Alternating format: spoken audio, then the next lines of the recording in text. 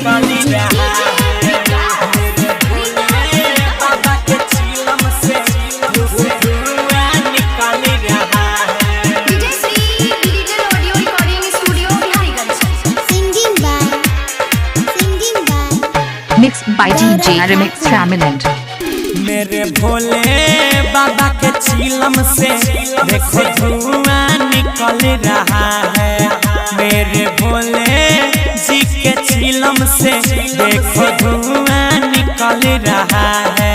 कांवरिया आते हैं चिलम चढ़ाते हैं, कांवरिया आते हैं चिलम चढ़ाते हैं, सगरो गाजा चल रहा है।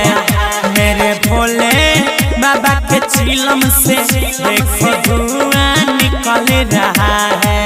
बाबा बैजू के देखो चिलम से कैसे धुआं निकल रहा है। Raminant 60 RID। निकल रहा है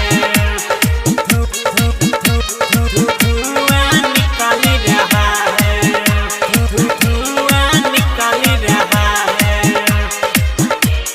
DJ Shri digital audio recording studio Bihariganj. हाँ आबे सावन के पावन जब महीना रे हो आबे सावन के पावन जब महीना रे भोले के दरबार जैसा लागे कहीं ना रे कहीं ना रे।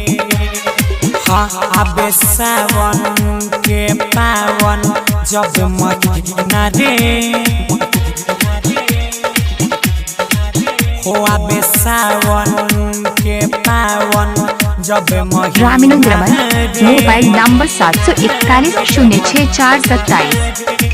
भोले के दरबार जैसा लागे कहीं ना रे कहीं ना रे। ऐसे बरसता है बदराए जैसे मनो गगन पिघल रहा है। मेरे भोले बाबा के चिलम से देखो धुआं निकल रहा है। मेरे बैजू बाबा के चिलम से कैसे धुआं निकल रहा है।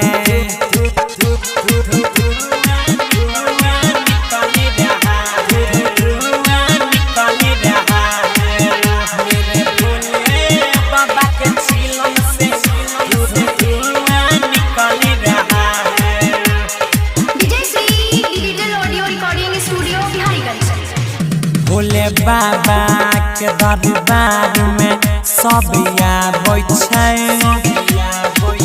Raminant DJ mobile number 741-06-427। में सब आबै छै।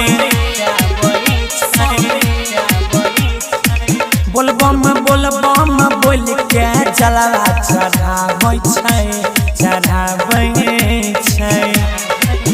भोले बाबा के दरबार में सब आबै छै। ओ भोले बाबा के दरबार में सब आबै छै।